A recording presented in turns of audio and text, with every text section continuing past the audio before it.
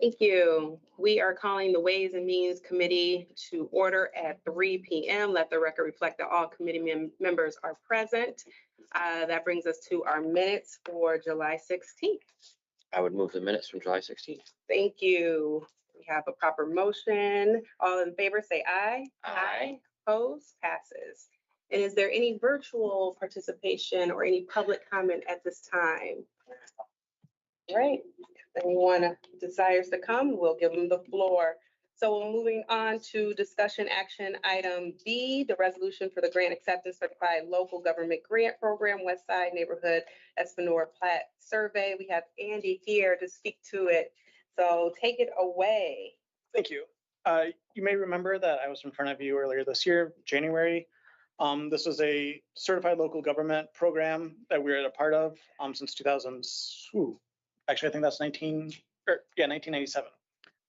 They have a yearly grant program. We haven't been awarded since 2007. This was to survey a part of the west side, approximately 213 properties, excuse me. And that follows the Espanola Plot subdivision in 19,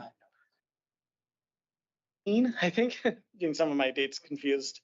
But we were awarded for this grant, and you may remember we also applied for the Old Town Design Guidelines. That was awarded as well, and you'll see that in front of you next cycle.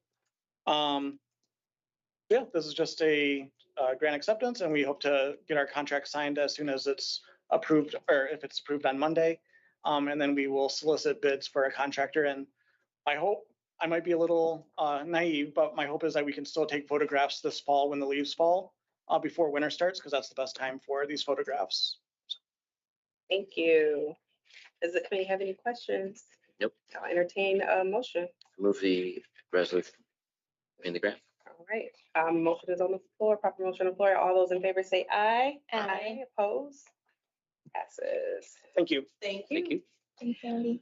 All right, we're moving on to item numbers, or letter C, resolution grant acceptance, Michigan Strategic Fund Revitalization and Placemaking Program, the RAP 2.0 grant for the Reuter Park Fountain. Bragg, give us some great news. Yeah. So this is, as you know, we've been trying to repair the Reuter Park Fountain. We've been working in the capital improvements budget for the city, for the Parks Department, of stocking some fees in that over the years, or some, some dollars in there. And we now have this grant opportunity with the MEDC for $581,000.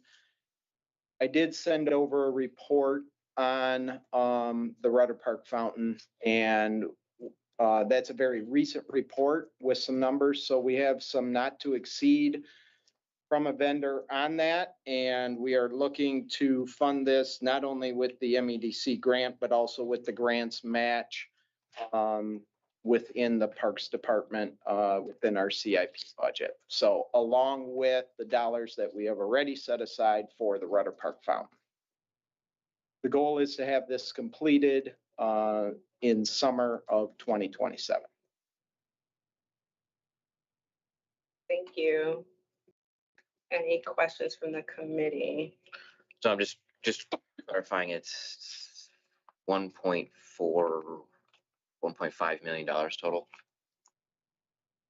Yeah, the part for the fountain is 580. Are you talking about total cost for the fountain? Yeah. Yes, the not to exceed 1.5. Yes. I would move the resolution. That's a proper motion. All those in favor, or any questions, any further questions? All those in favor say aye. Aye. Passes. Thank you, Brad. Right, we are moving down to item D, resolution introduction and set a public hearing to add chapter 245 Office of the Independent Internal Auditor. Dan, do I have you speaking on this on behalf of OCA? Sure. Thank you. This is an ordinance, as the council's aware, there was recent amendments made to the city charter. Included in that was the addition of subsection 7-602 to chapter 6 of the charter, which provided for the establishment of an internal auditor in the city. And that chapter also required the adoption of an ordinance pursuant to that subsection of the charter. This ordinance is proposed to fulfill that obligation of the charter. Thank you. And Dan, would you speak to, I know I contacted Greg OCA and I gave him some questions for you to speak publicly to. Can you share a little bit more about the chapter 245 and will that need to be repealed because currently it's listed as city market, or like how would we work through that because of the confusion?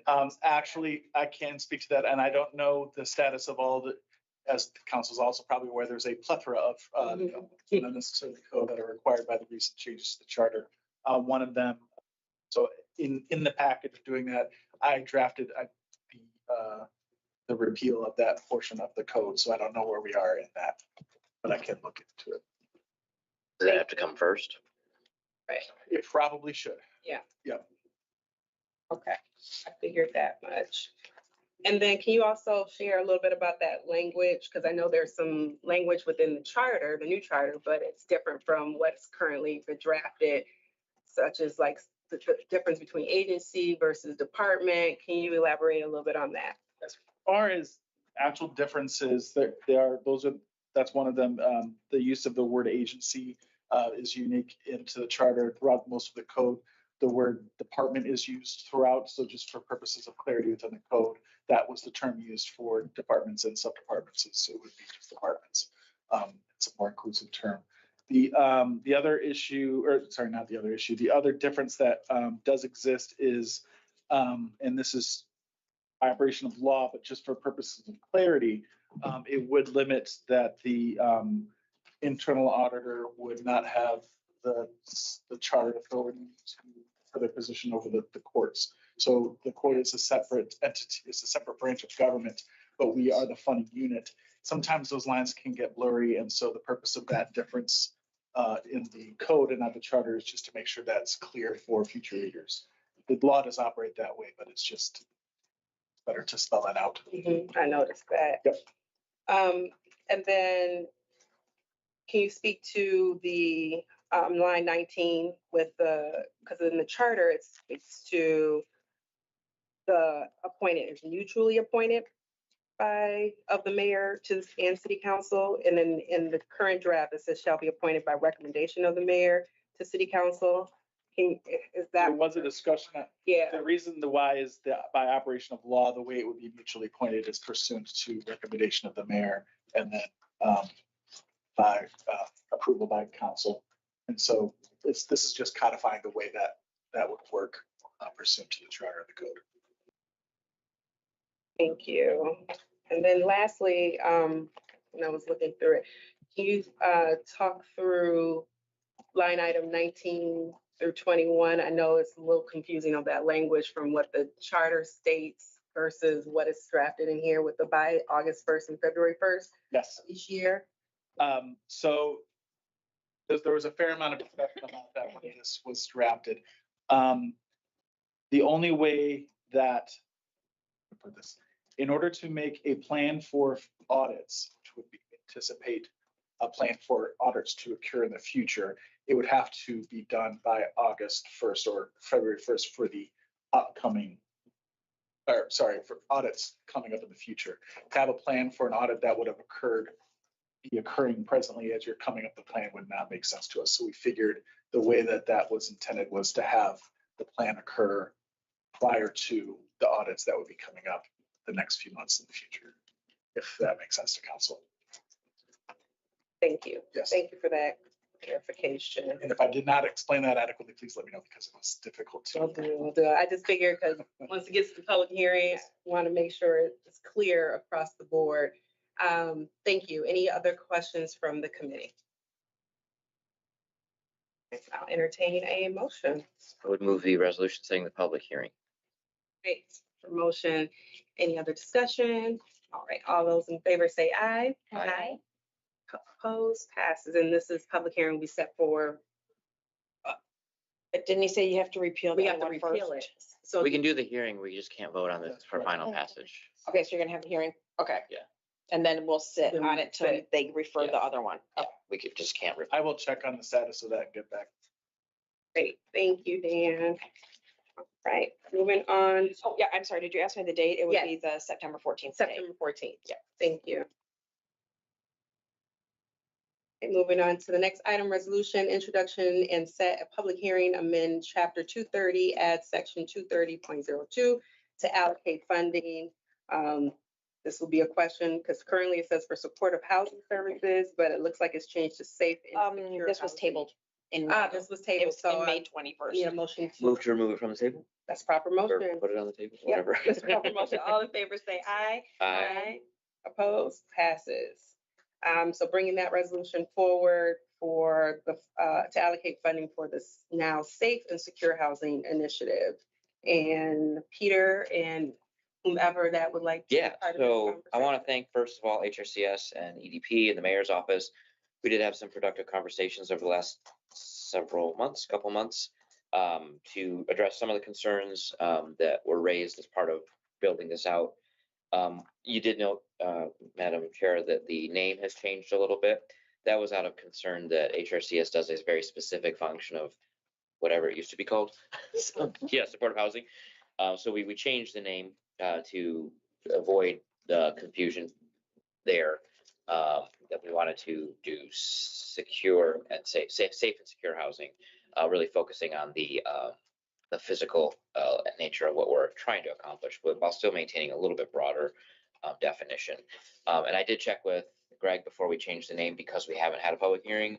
It's not a substantive change that would require any kind of reintroduction or anything like that. So we're still on track to move this as we would if we hadn't changed the name. Instead of one quick whack at the HRCS allocation, I've proposed phasing it in over 4 fiscal years to what we hope would then, as revenues grow, the percentage also grows, but then we're not reducing the amount available from current fiscal year. Does that make sense? So this is for the sake of argument, say it would be a $100,000 hit to the HRCS allocation. The growth in revenue would ape the hit so that HRCS would maintain that $100,000 while $100,000 in growth was used to fund this pot. Don't use those numbers because those aren't accurate numbers, but the gist of it. So we phase it in over 4 years. This would be run under the Department of Economic Development and Planning for programs, grants, and staffing to provide aid and assistance for safe and secure housing. We've listed out 5 specific initiatives: homeowner safety and code compliance repairs, habitability and hazard remediation, eviction prevention, and emergency rental and utility assistance. There is some overlap there between HRCS. We don't anticipate that to be fully used, but this is kind of leaving that open. Staffing, case management, administrative costs necessary to deliver services of this section and other housing stability initiatives consistent with this section's purpose.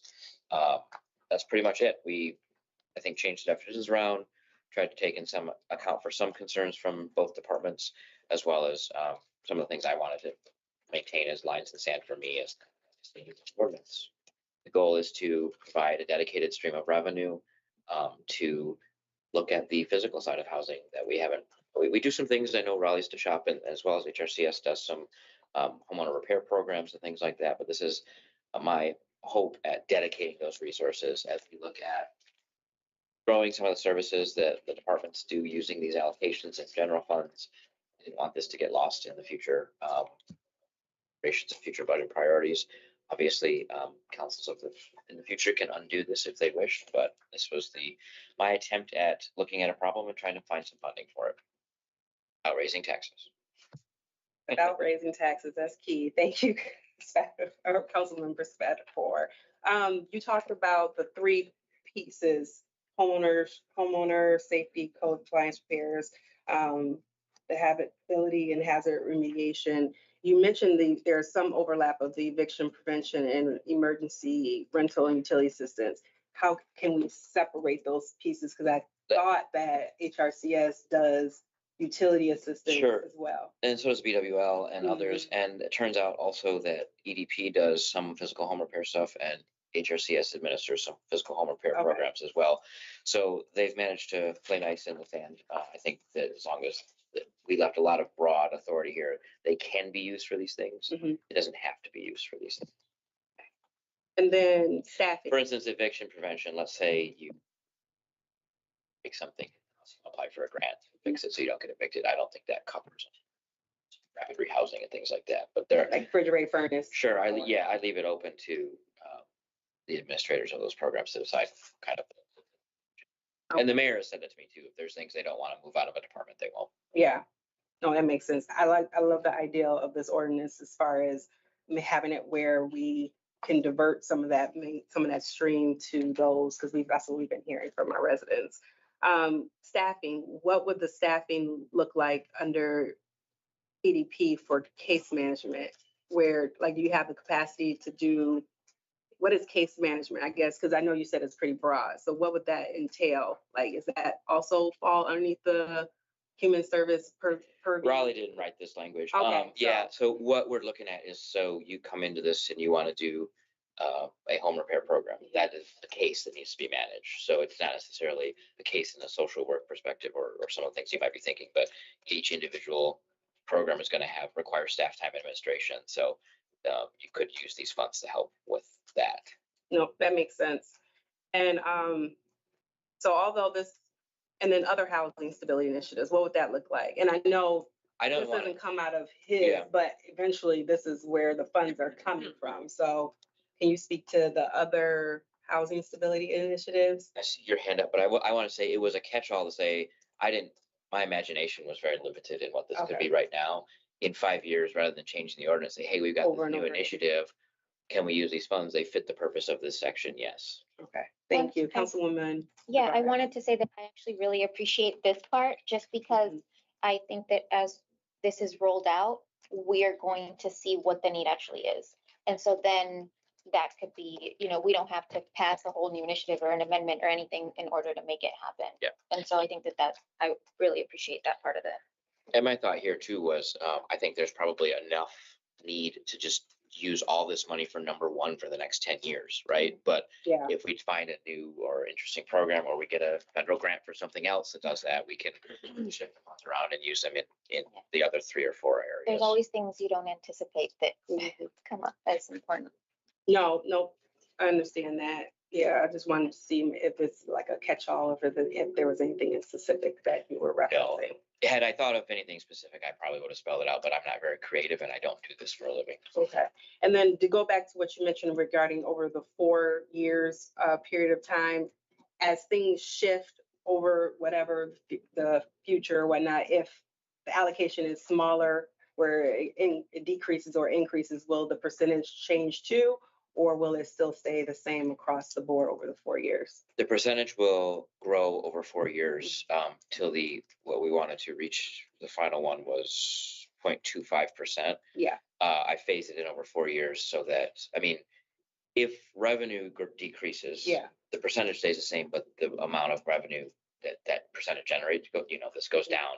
Mhm. So if there is a downturn for any such reason, it would be felt the same as if we hadn't done this. Yeah. We were anticipating growth, though. We had Jake run the numbers on I wouldn't say conservative, but relatively conservative revenue estimates to see what the numbers would look like on this. And he was comfortable that it wasn't going to result in a negative in the HRCS allocation in the first year. Thank you. And I would like to also hear from both departments, because this is a collaborative effort. And I know last time we spoke about this in May, it was bringing both parties to the table to make sure that we are all on the same page as far as making sure that this safe and secure housing initiative is strong moving forward. So I would love to get the take from Economic Development Planning and a representative from HRCS to make sure that we're good to go as we set the public hearing for this. So you're more than welcome to come to the table as well. I'll at least start from EDP's perspective. When Councilmember Spatafor approached all the administration with this idea, from our perspective, certainly see that these efforts are already trying to be addressed between the two shops, but there's not enough money to go around for either, right?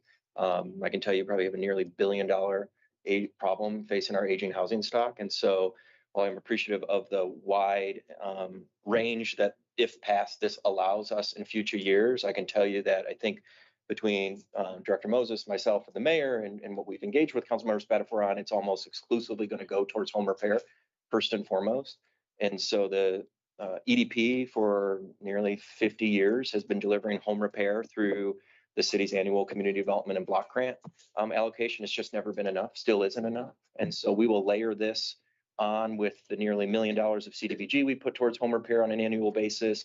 And then we've recently received our sixth lead safe grant from HUD. And so that's a 3-year program. So we'll layer those dollars into this as well.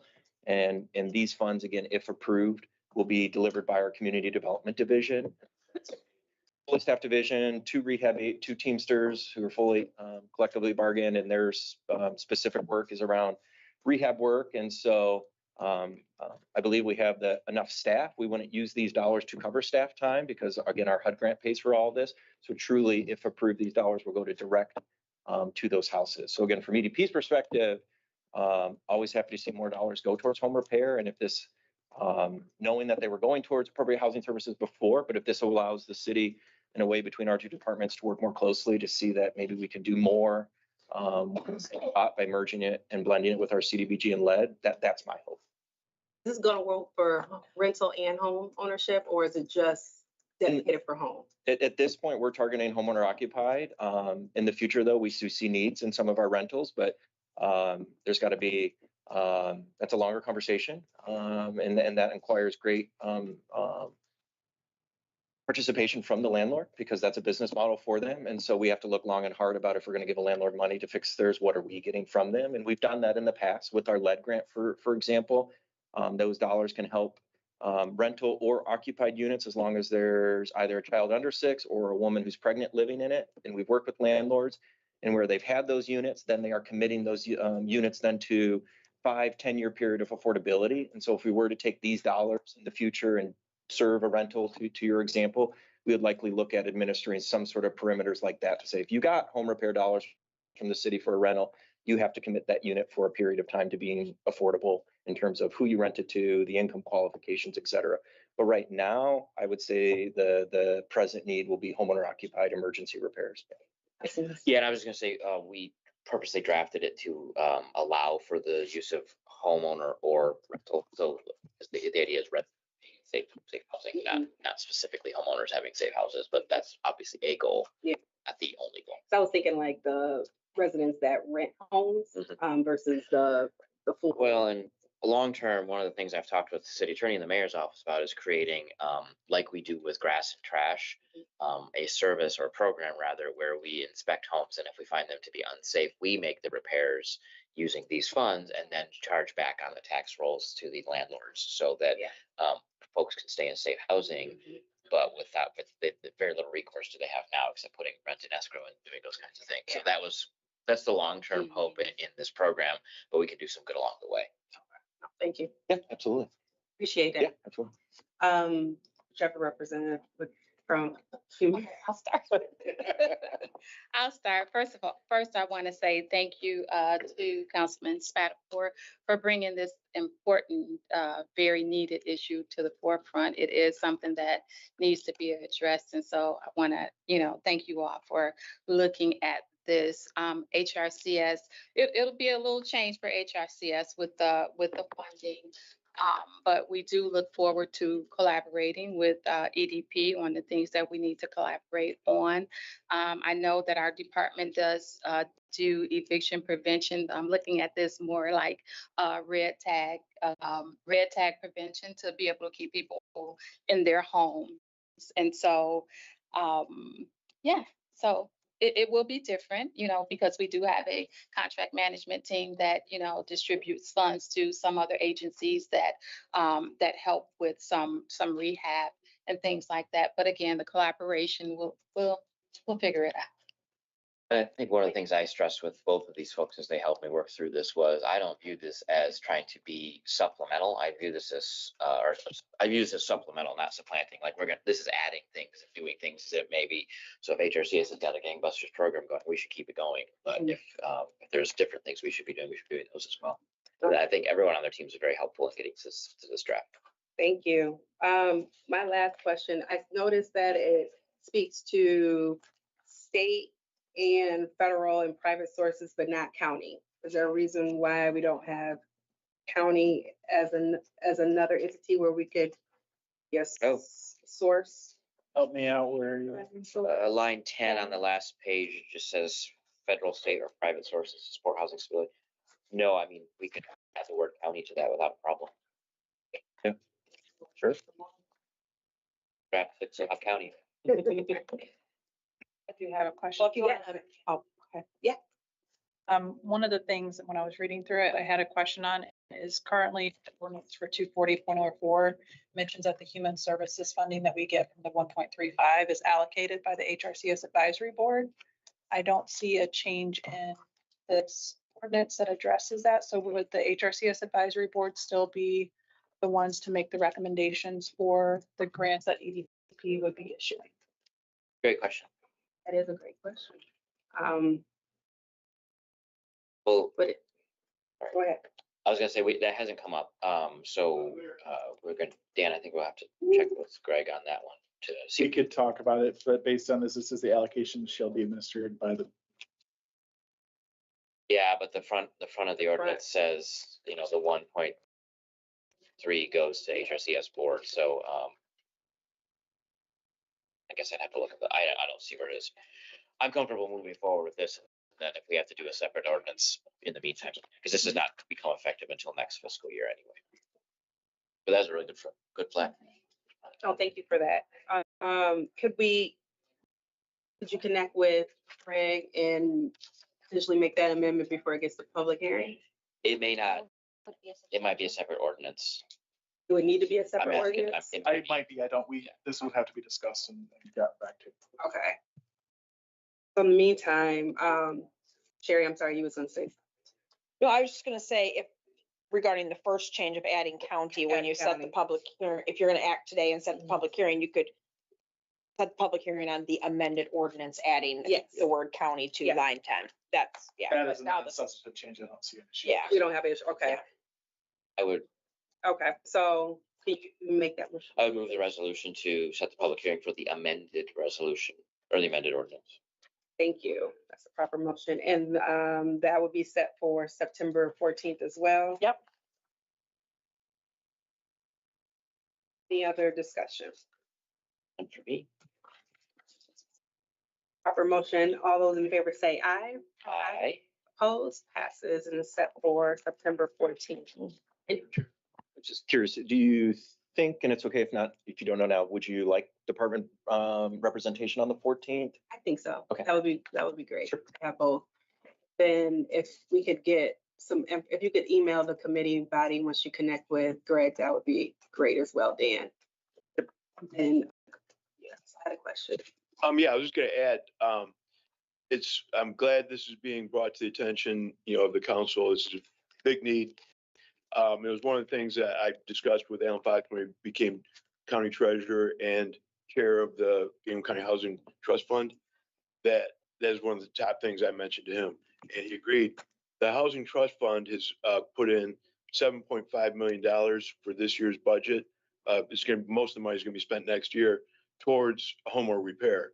And the county has already got a system in place for that, where they've got a portal with the Capillary Community Services is running that program. They have a portal. They got more applications on the first day to cover that. So, but I just want to make that clear that the county has made a commitment, a significant commitment to this issue, and it's not going to be enough. It isn't going to be enough, unfortunately. And even, with the additional funds that the city council is considering, taking from human service needs and putting it over there is going to really, still going to be a need beyond that. And so it's going to be tough to address issues all the way through. Thank you. I'm not a lawyer, but I'll note that 240.03 allows the mayor to, That's exactly what I was just about to say. You can continue. allows the mayor to, as part of budget recommendations, designate the HRCS director to allocate dollars to other city departments for basic human services as approved by council. So therefore that. The way that would operate is this current ordinance would then allocate that portion of that funding to this purpose. and not operate within the HRCS as provided for there. So the mayor is able to take this amount of money in that's provided for the code and then put forth a budget that HRCS can then administer through their grant process. But a portion, I think right now, probably all of that funding is through that grant process, but the budget would provide for, the mayor can provide for a budget of a shorter amount. So that money would then be appropriated prior to the budget provided for by the mayor. So that would not be administered by the HRCS. The answer to our question is we do not need a separate. That's correct. Right. That's what I figured. Okay. No, thank you. Thank you. Thank you both. We're going to move on to item number 4, the discussion on budget priorities for fiscal year 2027 and 2028.